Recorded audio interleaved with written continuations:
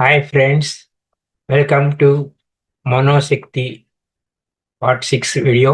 ఇప్పటివరకు మనం సృష్టించబడినటువంటి అద్భుతమైన యంత్రాంగం గురించి ఒక చక్కటి అవగాహన ఈ యొక్క వీడియోలో మనం తెలుసుకోబోతున్నాం. ఈ యంత్రాంగం ద్వారా మీరు మీకోసం ఆరోగ్యం, బలం, విజయం, శ్రేయస్సు లేదా మీరు కోరుకునే మరి ఏ ఇతర స్థితినైనా సృష్టించుకోవచ్చు. అవసరాలే డిమాండ్లు మరియు డిమాండ్లే పనులను సృష్టిస్తాయి. పనులు ఫలితాలిస్తాయి.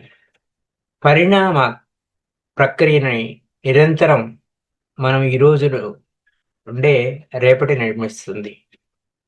పరిణామ ప్రక్రియ అనేది నిరంతరంగా ఉంది.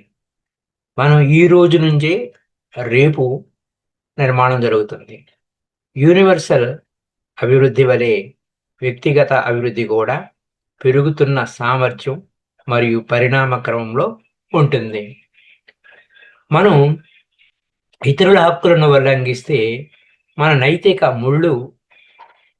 ముళ్ళుగా మారిపోతాయి. మన నైతికత రహదారి ప్రతి మలుపులోనూ చిక్కుకుపోతామని తెలుసుకోవడం. విజయం అత్యున్నతమైన నైతిక ఆదర్శంపై ఆధారపడి ఉంటుందని సూచనగా ఉండాలి.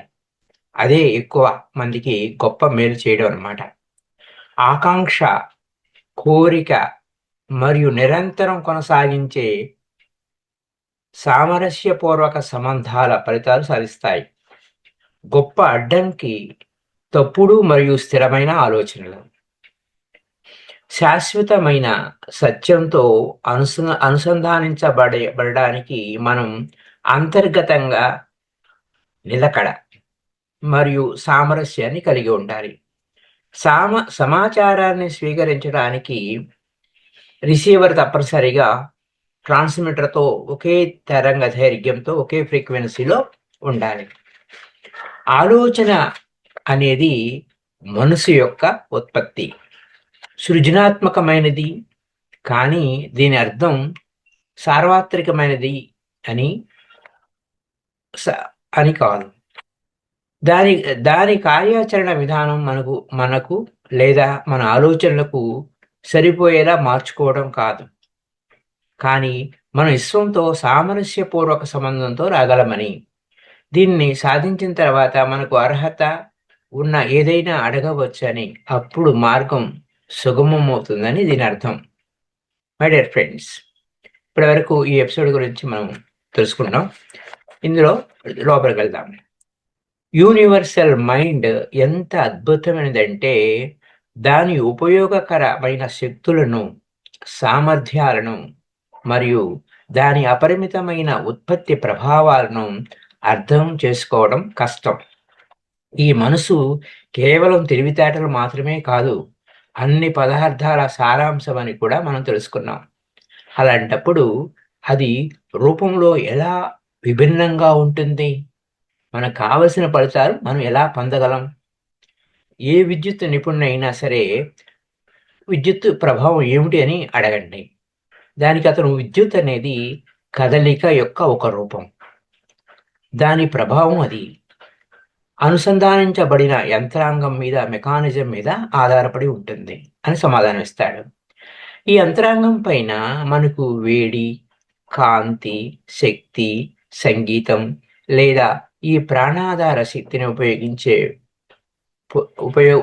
ఉపయోగించి పొందే ఇతర అద్భుతమైన ప్రదర్శనలలో ఏది లభిస్తుందనేది ఆధారపడి ఉంటుంది.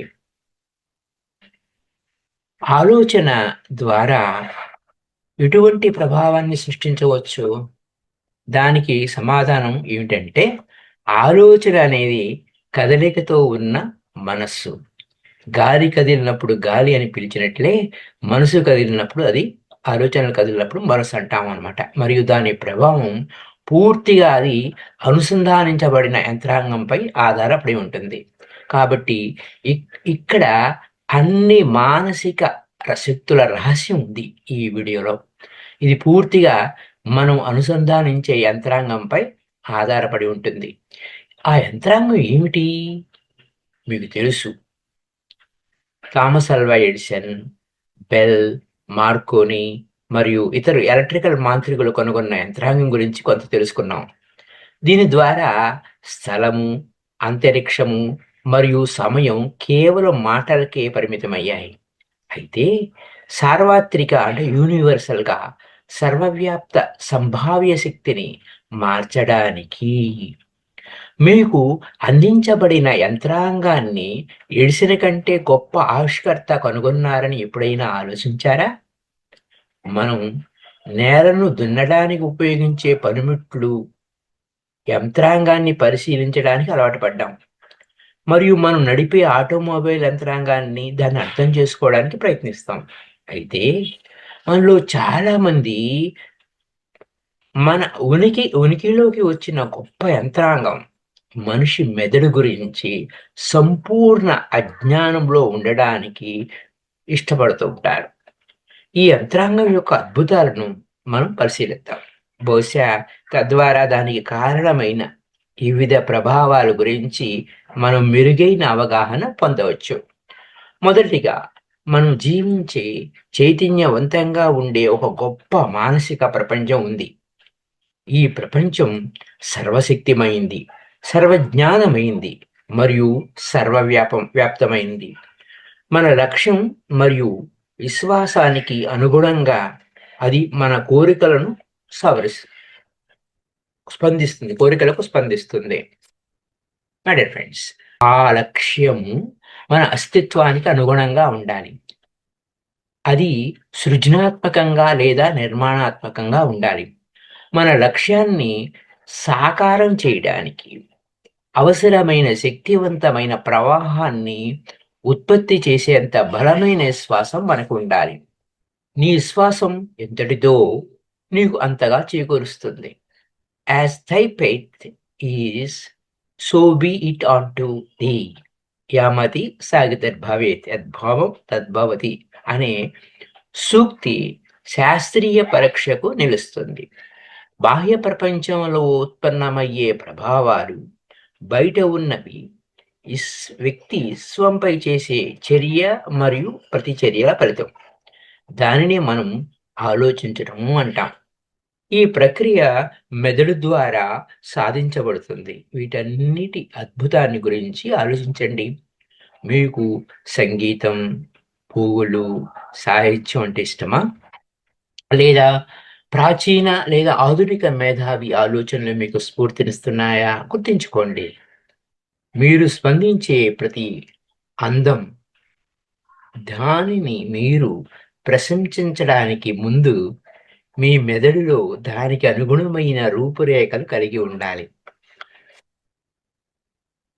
ప్రకృతి యొక్క భాండాగారంలో మెదడు వ్యక్తీకరించలేని ఏ ఒక్క సద్గుణం లేదా సూత్రం లేదు. మెదడు అనేది ఒక పిండ ప్రపంచం. అవసరానికి అనుగుణంగా ఏ సమయంలోనైనా అభివృద్ధి చెందడానికి సిద్ధంగా ఉంటుంది. ఇది ఒక శాస్త్రీయ సత్యమని, ప్రకృతి యొక్క అద్భుతమైన నియమాలలో ఒకటి అని మీరు గ్రహించగలిగితే ఈ అసాధారణ ఫలితాలు సాధించబడుతున్న యంత్రాంగాన్ని అర్థం చేసుకోవటం మీకు సులభం అవుతుంది. నాడీ వ్యవస్థను విద్యుత్ వలయంలో పోల్చారు. దీనిలో కణాల బ్యాటరీ ద్వారా శక్తి పుడుతుంది మరియు దాని తెల్లని పదార్థాన్ని విద్యుత్ ప్రవహించే ఇన్సులేటెడ్ వైర్లతో పోల్చారు. ఈ మార్గాల ద్వారానే ప్రతి ప్రేరణ లేదా కోరిక యంత్రాంగం ద్వారా మోయబడుతుంది. వెన్నుముక అనేది మెదడు నుండి సందేశాలను చేరవేసే గొప్ప మోటారు మరియు సెన్సరీ మార్గం. అప్పుడు మన శక్తిని మరియు బలాన్ని పునరుద్ధరిస్తూ సిరలు మరియు ధమనుల ద్వారా ప్రవహించే రక్త సరఫరా ఉంది. మొత్తం భౌతిక శరీరం ఆధారపడి ఉండే సంపూర్ణంగా అమర్చబడిన నిర్మాణం. మరియు చివరగా సున్నితమైన అందమైన చర్మం దుస్తులుగా ఉంటుంది. మొత్తం యంత్రాంగం పై అందమైన ఒక కవచం లాంటిది. ఇది సజీవ దేవుని ఆలయం మరియు వ్యక్తిగత నేనుకు నియంత్రణ ఇవ్వబడింది. మరియు అతని నియంత్రణలో ఉన్న యంత్రాంగంపై అతని అవగాహనపై ఫలితం ఆధారపడి ఉంటుంది. ప్రతి ఆలోచన మెదడు కణాలను చర్యల్లోకి తెస్తుంది. మెదడు ఆ ఆలోచన నిర్దేశించబడిన పదార్థం స్పందించడంలో విఫలమవుతుంది. కానీ ఆలోచన తగినంత శుద్ధి చేయబడినప్పుడు, కేంద్రీకృతమై ఉంటే ఆ పదార్థం చివరకు లొంగిపోయి సంపూర్ణంగా వ్యక్తమవుతుంది. మనసు యొక్క ఈ ప్రభావాన్ని శరీరంలోని ఏ భాగం పైనైనా చూపవచ్చు. తద్వారా ఏదైనా అవాంఛనీయ ప్రభావాన్ని తొలగించవచ్చు. మానసిక ప్రపంచాన్ని పరిపాలించే నియమాలపై సంపూర్ణ అవగాహన మరియు గ్రహింపు వ్యాపార లావాదేవీలలో అమూల్యమైన విలువలను కలిగి ఉంటుంది. ఎందుకంటే ఇది విచక్షణా శక్తిని అభివృద్ధి చేస్తుంది మరియు వాస్తవాలపై స్పష్టమైన అవగాహనను మరియు అభినందనను ఇస్తుంది. చూసారా? ఇప్పటి వరకు ఇది పార్ట్ ఏ. మళ్ళీ పార్ట్ బి మళ్ళా మనం నెక్స్ట్ వీడియోలోనే చెప్పుకుంటాం. Thank you up to now. Kindly like this video and share this video to all. మీ అభిప్రాయాలని కామెంట్స్ రూపంలో కామెంట్ బాక్స్లో తెలియచేయండి. Thank you masters. Happy day to you all.